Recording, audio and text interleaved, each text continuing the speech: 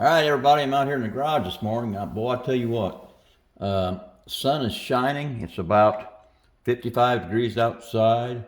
We've been having weather in the 50s to the 70s, and the wild onions are growing in the yard, and my Bradford pear tree is starting to bloom out. So I'm thinking we're going to have an early spring. I don't. I know that groundhog saw his shadow, but I think that old boy was wrong because this weather's just turning too quick. Anyway, fellas, I thought I'd give a little bit of a bench update here. As you guys can see here, I got my this is a pan for my '59 Chevy that I'm working on, and this is the chassis for the back here, the GTO Super Stocker that I'm working on. And let's start off with this one here. I got this thing. This is about done. I mean, I've got a lot of it done, and there's those shocks where I wrapped those coils. That's the stock shock, and then I wrapped some wire around it to give it the appearance of a kind of like a coilover. But I think this is all done on the '59 as far as the bottom. I think it's looking pretty good. The chassis for this GTO, I decided to paint it it's a primer, red oxide paint, and you can see that front end is steerable. And boy, I tell you what, that rear end, if you all can see that rear end was a chore to get set up. It just kind of floats out there in the middle of nowhere, and you have to kind of put it all together almost at once. It kind of reminded me of putting together that 51 Henry J I did, where that rear end just floats out in the middle of nowhere. But this is looking pretty good. I like where I'm at with this. I need to get the roll cage put together and get it in paint, but that's looking pretty good. I went ahead and shot the wheels for the GTO. I thought they just come out awesome. This is that titanium silver. And both those just come out really awesome. That's what I think I'm going with. I liked how they came out on my 34 Slammer, so thought I'd use them on here as well. I just kind of like that color. As far as the GTO back there, the Super Stocker, I struggled over a color for it, but I think I finally settled in on something. I'll show you all here. Here's the two paints. This is the Tamiya acrylic paints, and this is the X6 orange and the X7 red. And what I did, that orange is just a little bit too orange for me, so I took some of this red and mixed in that orange to give me just a little bit of a deeper color. Let me open the bottle here and I'll show you. Hopefully y'all can see. If you look at the color of the cap and what the paint looks like, I can't tip the bottle over too far, it'll spill, but y'all can see the difference there. That red kind of darkened that orange up, and I think I'm satisfied with that color there versus this color. So I think that's what I'm going with, guys.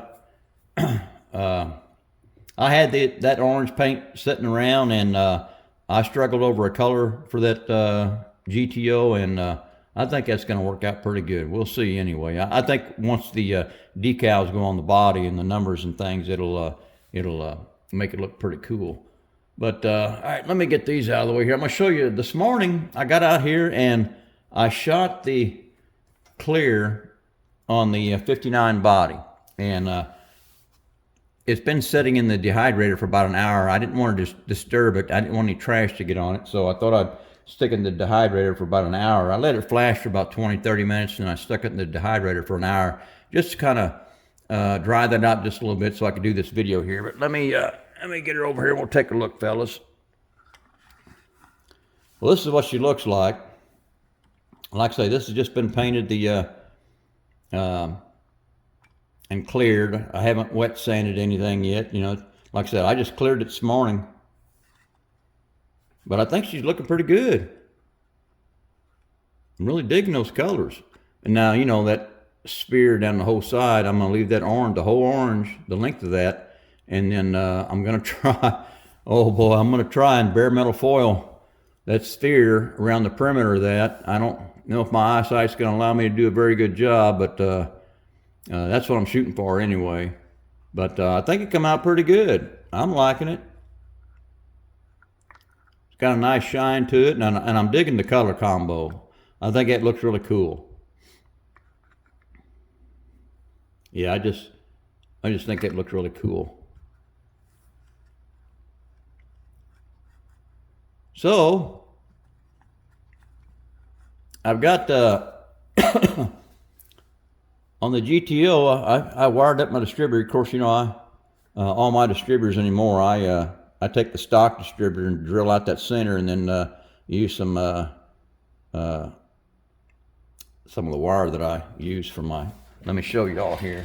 This is the wire that I use for all my distributors. That's what I use right there. Oop. I don't think y'all can read it upside down. That's what I use right there. I've kind of used that wire from day one, and it seems to be the right size and works out for me. So I'm liking it.